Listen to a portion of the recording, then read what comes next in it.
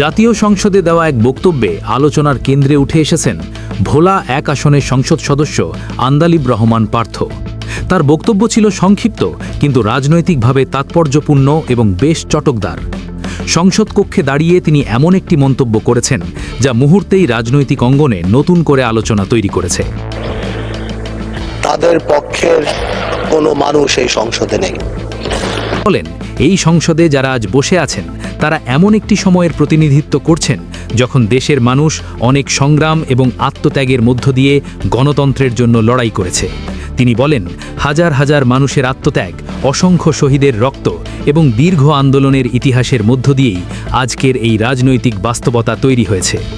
বক্তৃতার এক পর্যায়ে তিনি সংসদে উত্থাপিত শহীদদের স্মরণ করার বিষয়টিও বিশেষভাবে উল্লেখ করেন। পার্থ বলেন, সরকারি দল হোক কিংবা বিরোধী দল, আজ সবাই যে শহীদদের কথা স্মরণ করেছেন তাদের আত্মত্যাগের প্রতি সম্মান জানানো আমাদের সবার দায়িত্ব। তিনি আরও বলেন, যারা নিজেদের জীবন দিয়েছেন, যারা দেশের গণতন্ত্রের জন্য লড়াই করেছেন, তাদের প্রতি সত্যিকারের সম্মান দেখাতে হলে এই সংসদকে সেই আদর্শ ধরে রাখতে হবে। এমন একটি সংসদ গড়ে তুলতে হবে যেখানে সত্যিকার অর্থে জনগণের কথা বলা হবে। আন্দালিব রহমান পার্থ তার বক্তব্যে সংসদের ভবিষ্যৎ নিয়েও আশাবাদ প্রকাশ করেন। তিনি বলেন, আগামী দিনে এই সংসদ যেন এমন একটি জায়গা হয়ে ওঠে যেখানে দেশের সাধারণ মানুষের কথা উঠে আসে, তাদের সমস্যা, তাদের আশা আকাঙ্ক্ষা এবং তাদের দাবিগুলো স্পষ্টভাবে তুলে ধরা হয়। তার মতে সংসদের আসল শক্তি হচ্ছে জনগণের প্রতিনিধিত্ব করা। যদি সংসদ সদস্যরা জনগণের কথা বলতে পারেন, জনগণের পক্ষে দাঁড়াতে পারেন, তাহলে সেই সংসদই প্রকৃত অর্থে শক্তিশালী সংসদ হয়ে উঠবে।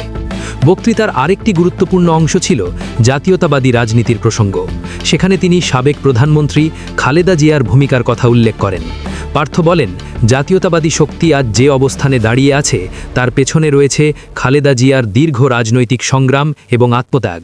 তিনি বলেন, রাজনীতিতে অনেক সময় এমন মুহূর্ত আসে যখন একজন নেতার সংগ্রাম এবং ত্যাগ তাকে আরও বড় শক্তিতে পরিণত করে। পার্থের ভাষায়, খালেদা জিয়ার আত্মত্যাগের কারণেই জাতীয়তাবাদী শক্তি আজ নতুনভাবে দৃঢ় অবস্থানে দাঁড়িয়ে আছে।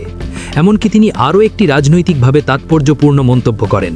পার্থ বলেন, আজকের বাস্তবতায় মরহুম খালেদা জিয়া জীবিত খালেদা জিয়ার চেয়েও অনেক বেশি শক্তিশালী হয়ে উঠেছেন।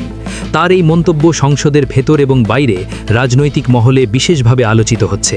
বিশ্লেষকরা বলছেন, পার্থের এই বক্তব্য শুধু একটি সাংসদীয় বক্তব্য নয়, বরং এটি দেশের চলমান রাজনৈতিক পরিস্থিতির প্রতিফলনও বটে। তিনি একদিকে যেমন গণতন্ত্রের জন্য আত্মত্যাগের কথা বলেছেন, অন্যদিকে ভবিষ্যতের সংসদ কেমন হওয়া উচিত সেই প্রত্যাশাও তুলে ধরেছেন। সব মিলিয়ে জাতীয় সংসদে দেওয়া আন্দালিব রহমান পার্থের এই বক্তব্য রাজনৈতিক অঙ্গনে নতুন করে আলোচনার জন্ম দিয়েছে।